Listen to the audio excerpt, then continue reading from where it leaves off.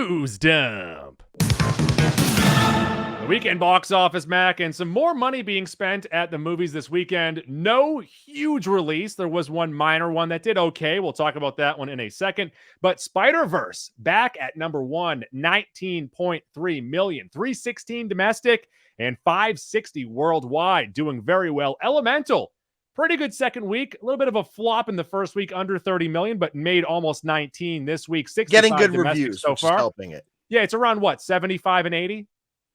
It's not a Pixar slam dunk, but it's pretty good. I think it made 30 first weekend, so it's close to 50 domestic. It says 65. I already did it because you include the entire week. Sure. They made money during the week. Gotcha. School's out for the summer. Right. Forgot there were other days in the week. Yeah. Friday, Saturday, Sunday. Friday, Saturday, Sunday. Those are the only days. That's all we got.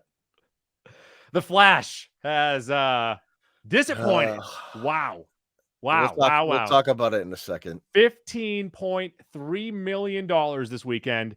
A 73% drop. This is the second highest drop for a comic book movie behind only Morbius. Listen, featuring Michael Keaton. I didn't really want this movie to be a smash success, but now that I'm stepped back from it, I've removed myself from the equation. I'm a little sad it didn't do better. It makes me sad too. Not for Ezra Miller stinks. Let's just once again throw that out there. He stinks. Yeah. But this is really bad. This is a really bad. It's not necessarily a start for Gunn and Safran, but it kind of is because he teased it as being this great movie. And he threw his own self. It was fine. Both of us thought it was his own self under the bus. Yeah. Both of us thought it was a B. Both of us thought it was pretty good. The movie is a lot of fun. And no doubt in my mind, a theater movie. It's a movie you should see in theaters. It's definitely a little bit of a mess. And obviously behind the scenes, way bigger of a mess. But it's not as bad as what these numbers are. Oh, for sure not. But again, victim of circumstance here. It's because the 7 movies that came out prior to it sucked. Now here we are. So right now I have it at 210 worldwide. And once again, the budget was 220. And then you got to add the advertising in. So Awful. Yikes. Bad. Yikes. You know what did pretty well though? The comedy, No Hard Feelings. Gil. Yeah. I just so happened to have seen this a few hours ago. May I ask why you chose this movie over the Wes Anderson movie? I'm glad you asked. So I actually wanted to see Asteroid City this weekend. However, the theater closest to me did not show it. So I would have had to drave an extra 15, 20 minutes to go see Asteroid City as opposed to the 8-minute drive to go see No Hard Feelings. So I saw No Hard Feelings, 11 a.m. showing, which is phenomenal. Freshest, hottest popcorn off the fucking assembly line there. Goo, I'm not going to say I'm pleasantly surprised because I had a feeling this was going to be pretty good based on the initial reactions to the movie. No Hard Feelings, legitimate good comedy. Okay. It's not the best comedy of the year. It's not going to blow anyone's mind. It does it. And I also two caveats to this. Number one, I love Jennifer Lawrence. Will always love Jennifer Lawrence. Number two, I love rom-coms. And so these two things play into the movie. It combines a rom-com with a raunchy sort of early 2000s comedy. I actually think it toes the line well between both things. It was a really enjoyable theater experience. I'm not going to pretend it's the funniest movie of the year.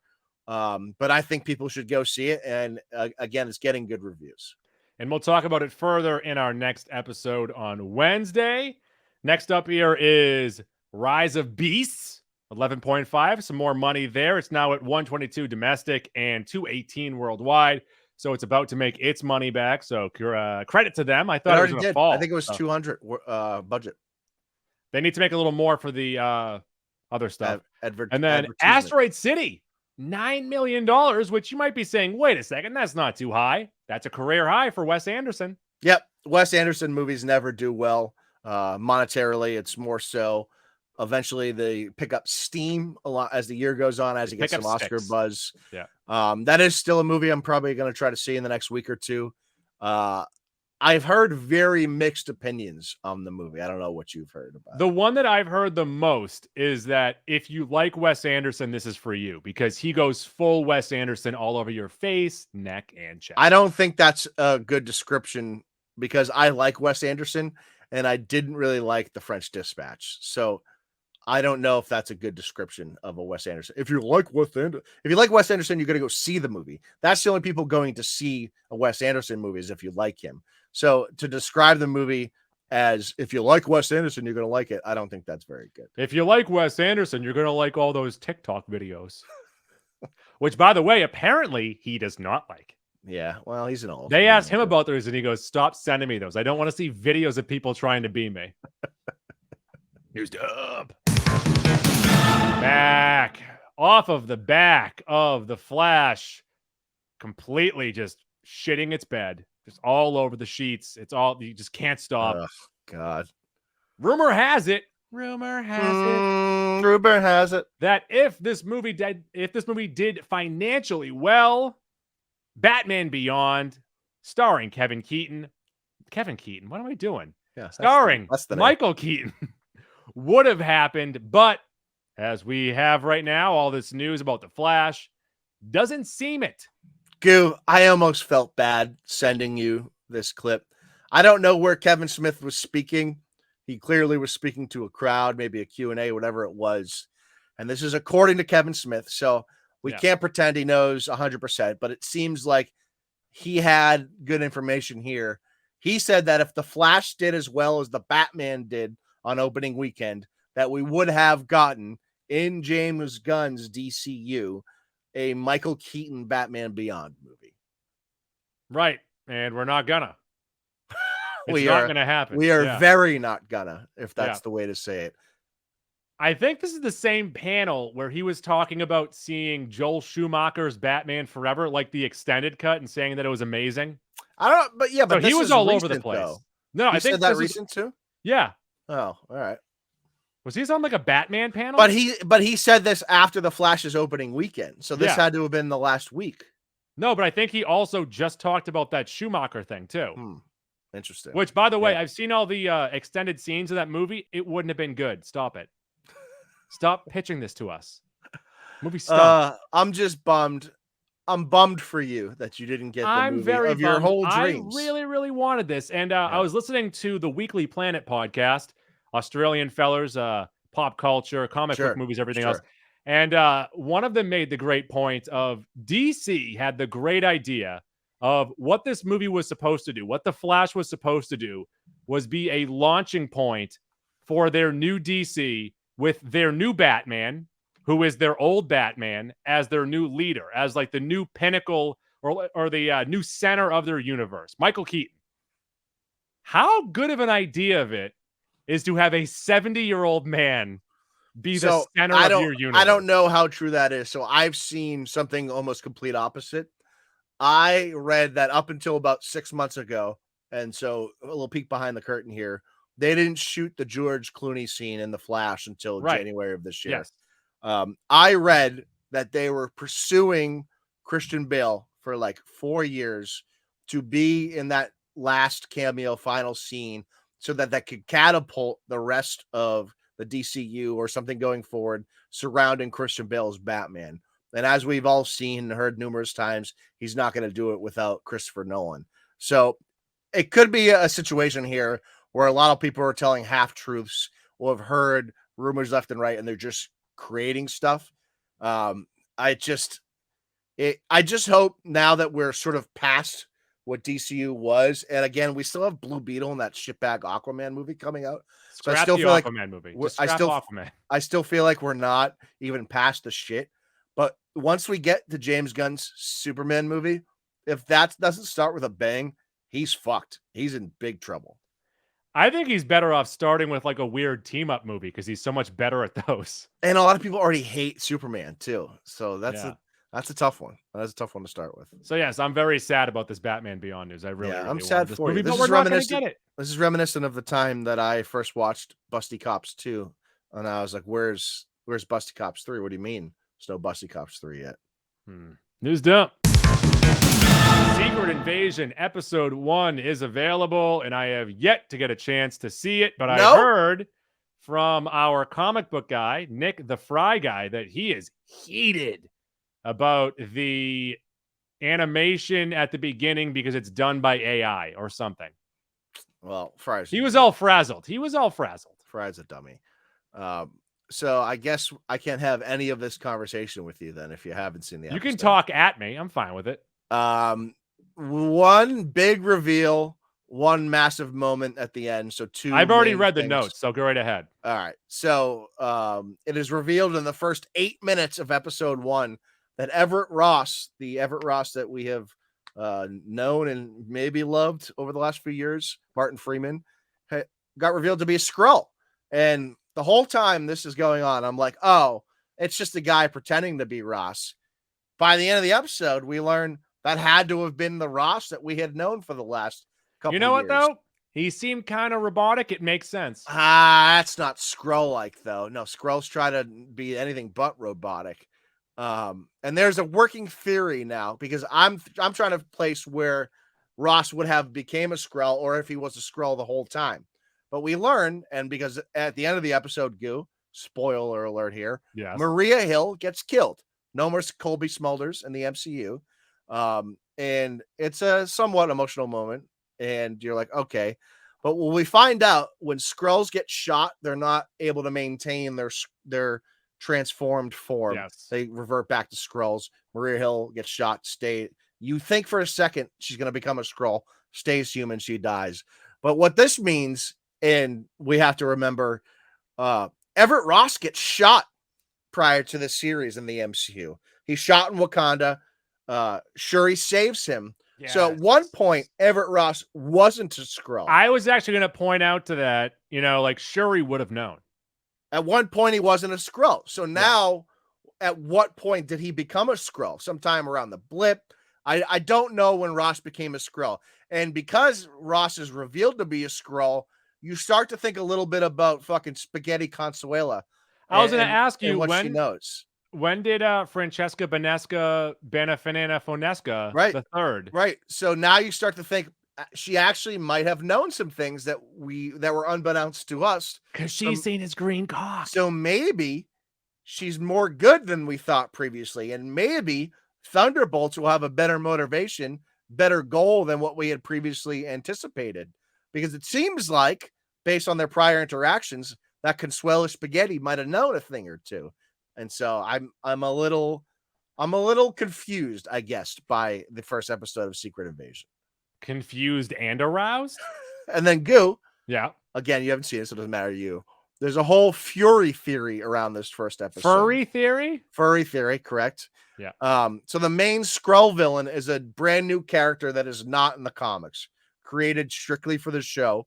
On top of that, Nick Fury is going to have a wife in this show. He does not have a wife in the comics. 2 new characters created specifically for this show. That leads you to believe maybe those 2 things are related. So, is the main Skrull villain possibly Nick Fury's son? That's in play. I thought you were going to say Fury's wife. Well, Fury's that would be the implication there is Fury's wife has been a Skrull the whole time. So, the show's about banging aliens? Possibly. You know what? You got me hooked. I'm back in. And the way, and when you watch this now in the next couple of days, the way they shoot a couple scenes and a couple transitions in this first episode, they make it abundantly clear that Fury and the Skrull villain have similar things. They're related. Some interesting themes here. So I'm wondering if this main Skrull is somehow related to Fury. This does sound sexy.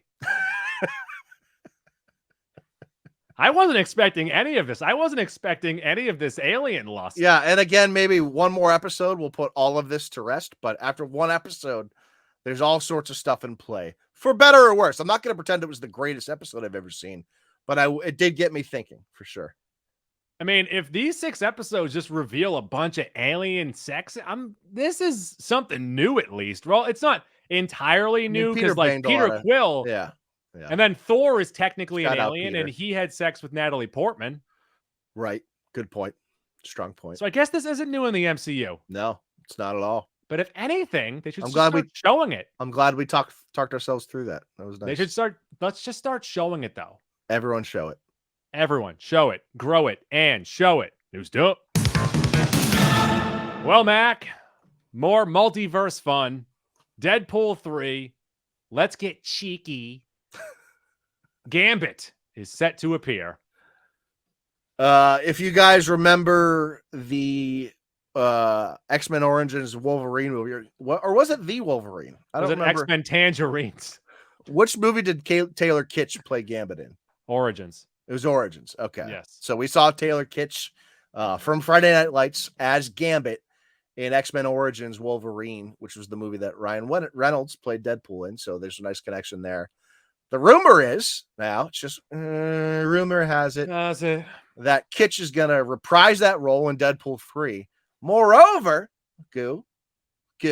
Yeah, I'm here. We're going to see a second Gambit in this movie, played by Channing Tatum, who was the person trying to get the Gambit solo movie made for like 7 years. Yeah. So fuck you, Davey. We're getting our Gambit movie.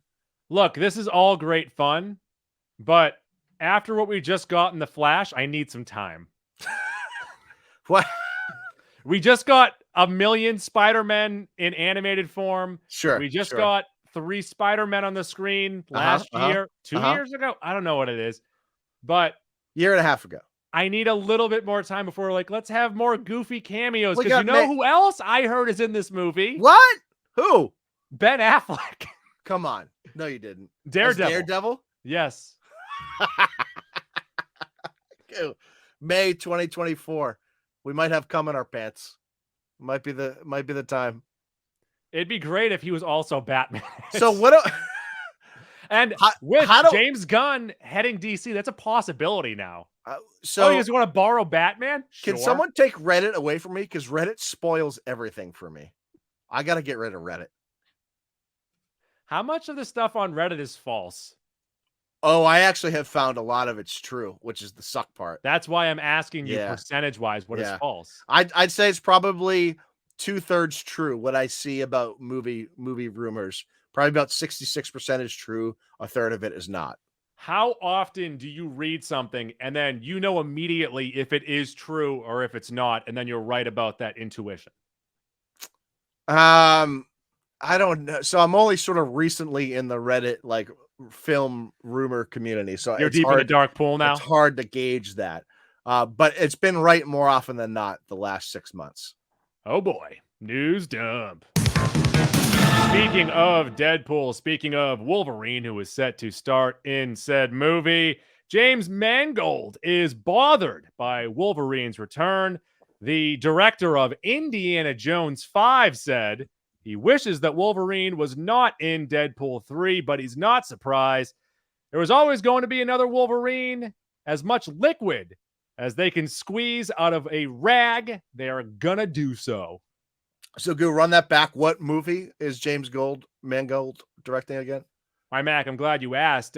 Indiana Jones 5, The Curse of the Poopy Pants. There we go. I was thinking of a diaper joke. I'm glad that you jumped on that. Cool. The director of Indiana Jones 5. Yeah. We're 2 movies beyond where it should have been, says that there's too much Wolverine coming out. And he's a little upset about it. You know what this is? He ended it, that's what it is. That's what it is. I get that you thought he got Wolverine's final chapter, and now he's bitter about it. But also, even while you were making that, Hugh Jackman was teasing, saying, if I could ever do something in the MCU, I'm gonna do it. Yep, and to that point, even while he was making that, as much as we love Logan, double 40 dog movie, we all still wanted to see Wolverine in the MCU. Even if it's just for this one movie, because we've also always wanted to see Wolverine in a Deadpool movie. Amen. Can I get an amen? And I'm pretty sure, now I know that Ruffalo wants this. I feel like Jackman might also want something to do with this, is a Wolverine versus Hulk. Listen, James Mangold has never made a bad movie. So let's also say this. We like James Mangold a lot. We like James Mangold, although I think after this next movie, we could say he has now made one bad movie. But I I think he's gonna pull it back. He sounds like the ex-boyfriend is what he sounds like. Yeah, I don't like this attitude. I don't like this attitude either. one bit. I Once don't again, like it. director of Indiana Jones 5. 5, 1, 2, 3, 4, 5. Saying that they're draining too much out of this Wolverine character. It's milking it too much. Meanwhile, Harrison Ford is 124. Harrison Ford also in the MCU. Let's not forget this. So maybe that's why he's upset about it too. Also, I mentioned this last week of, hey man, are you going to turn into the Red Hulk? What the fuck is that? I saw that clip finally. He's 100% fibbing. Either that or he really doesn't know what it is. And they just said, hey, can you just grunt in this microphone a couple times? Someone just grabbed his shoulders and ushered him off. News up. The Bear season 2 is out. Yep. I'm glad this is out for the folks that like the show. I may end up watching it. Season 1 was sort of overhyped to me. Did you end up watching The Bear? I still have to. It's a solid show. I think Jeremy Allen White's phenomenal as the lead. It just wasn't enough drama nor enough humor for me. I felt like it middled both. And then the whole bear theme that they play with that you sort of figure out by the end of the season, I thought ended up being pretty lame. So I'm what glad kind of a bear was it? It's beyond that. It's more introspective, Goo.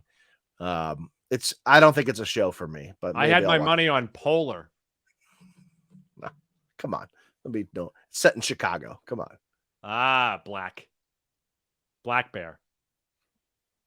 It's a little one. Now, with a black bear, you're supposed to fight back, correct? Yes, those are the smaller ones. A brown bear or a grizzly, you do not want to fight. Right. But those black bears, those get into your trash bins. You can spook those guys. Yeah. Yeah. News dump. What in my swamp? What are you doing? Why is that still on the board? Why is this still here? I'm dealing with a new setup right now where something might be hitting a second button. I'm glad that we used that one, though. I like that song. Incredible. So Henry Cavill auditioned for James Bond back in the early aughts, back for Casino Royale. Yeah, when Daniel Craig got it. And the director, Martin Campbell, told The Express that it was an amazing audition, one that just blew him away, but he was a little too young to play James Bond. I get that because no one even knew who the fuck Henry Cavill was back then.